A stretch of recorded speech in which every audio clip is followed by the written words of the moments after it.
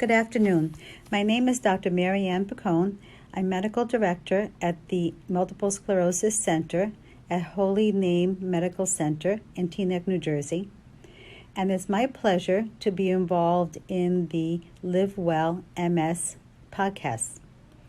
Today's topic is going to be talking about the gut microbiome and multiple sclerosis.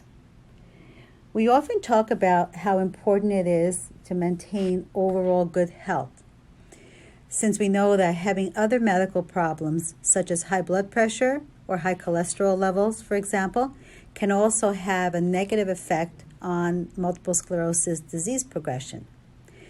And multiple sclerosis is a disease that is due to a combination of many different factors. We know that genetic susceptibility plays a role, along with different environmental triggers. And we are also becoming more aware of the importance of diet and the importance that diet plays on MS health. What we eat can play a role in increasing risk for developing MS and in worsening disease if you already have it.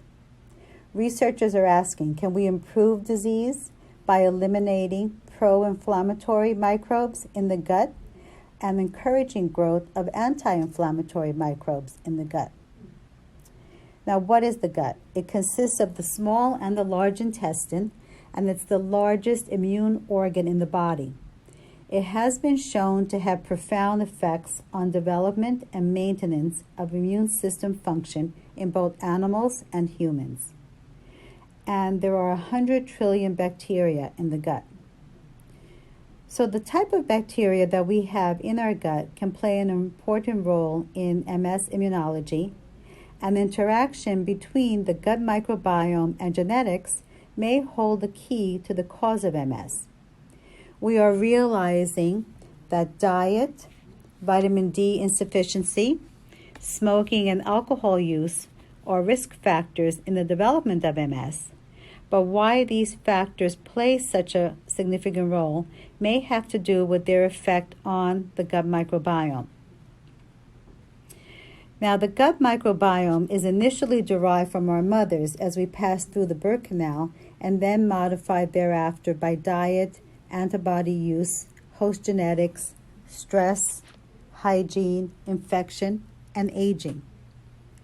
What we've seen is that the modern diet in many industrialized countries, the so-called Western diet, which is low fiber, high fat diet, accompanied with use of antibiotics in healthcare and agriculture, contains massively produced and very highly refined food, and this tends to select for microbiota in the gut that can lack the diversity that's required for balanced immune responses. Whereas a diet that's very high in fruit and vegetables and fiber can promote a microbiome which has a great deal more of bacterial diversity. So we're now, when we talk of the microbiome, we're talking about all the bacteria, the viruses, fungi in the gut. And a healthy microbiome, which is very diverse, helps balance immune responses. Bacteria in the gut can influence many processes, such as systemic immune response, vitamin synthesis, and gut dysbiosis, kind of a malfunctioning of the bacteria within the gut, can lead to depletion of bacteria that are responsible for the maintenance of anti-inflammatory response and the enrichment of bacteria with the ability to induce pro-inflammatory responses, which is what we don't want to see in MS. So compared with healthy controls, MS patients have gut dysbiosis. There are many bacteria, as I mentioned, in the gut, too numerous to count. We're talking in the number of trillions. However, we're recognizing that there are certain bacterial flora and phyla that are increased in patients who have MS compared to patients who don't have MS. One particular bacterial phyla called Bacteroides is higher in one bacterial flora or phyla that's called Bacteroides is decreased in patients with MS, and another bacterial phyla called Firmicutes is increased in patients with MS, and these can induce pro-inflammatory cytokines. So we are starting to recognize that different bacterial flora in patients with MS are higher or decreased compared to patients who don't have MS, and perhaps modifying our diet, particularly to one that is more plant-based, higher in fruits and vegetables, higher in fiber, more of a Mediterranean-style diet, can have a more beneficial effect in our MS patients. And trying to avoid a diet that's high in processed foods or high in salt and has low fiber. So we want to, what I usually try to tell my patients is when they go to the supermarket, try to stay around the edges of the supermarket. So meaning that you're sticking to the produce section, lots of fruits and vegetables. We often hear about the more colorful your plate, the better it is, and avoiding the interior of the supermarket that has more of the fast foods, higher processed foods, and sticking more to fruits and vegetables, fiber, lean meats, chicken, fish, and avoiding things that are overly processed.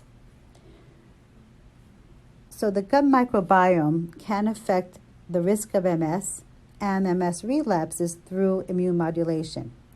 And although no one diet has been shown to impact MS disease progression, one that is primarily plant-based with increased fiber and less fat can potentially play a role in decreasing relapse risk, while one that is higher in fat and overall caloric intake can increase the risk of relapse.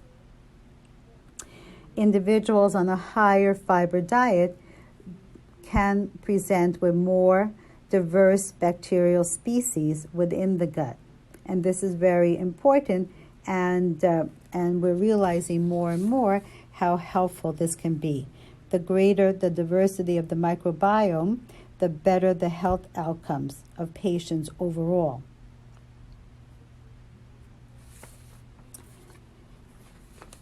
Starches and complex sugars lead to production of short-term fatty acids, which can cause a shift towards a pro-inflammatory state in the gut.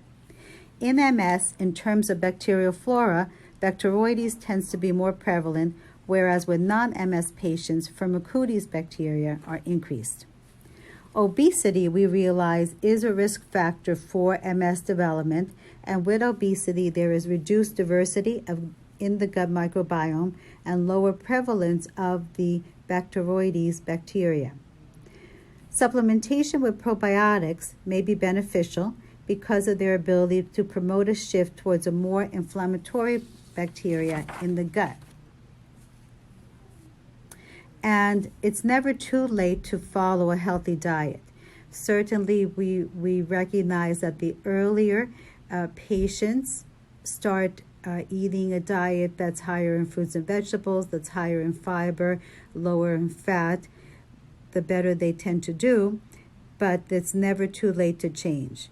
So following a healthy diet and also combined with a lifestyle where patients move more. There's more exercise, and no matter what level of ability a patient has, there is always potential to do stretching exercises, yoga, chair yoga, but movement makes a difference. So changes in the gut microbiome can have beneficial effect over time. Now, studies are also being done, believe it or not, looking at fecal transplantation as an MS therapy to help restore colonic microflora.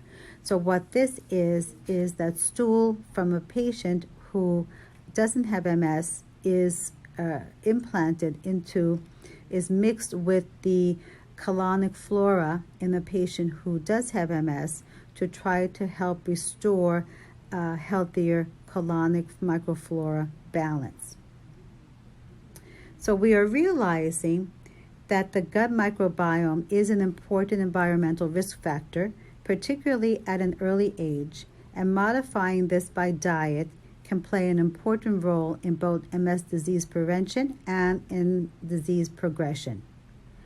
Lifestyle changes could be acting through changes in the gut microbiome, and vitamin D, for example, in terms of supplementation, promotes differentiation of T regulatory cells, whereas low vitamin D levels, on the other hand, can lead to a pro-inflammatory state.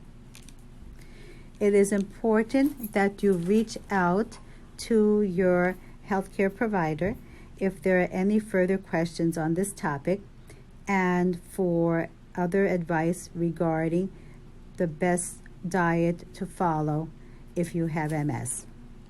Thank you for your attention, and it was a pleasure again to participate in this podcast.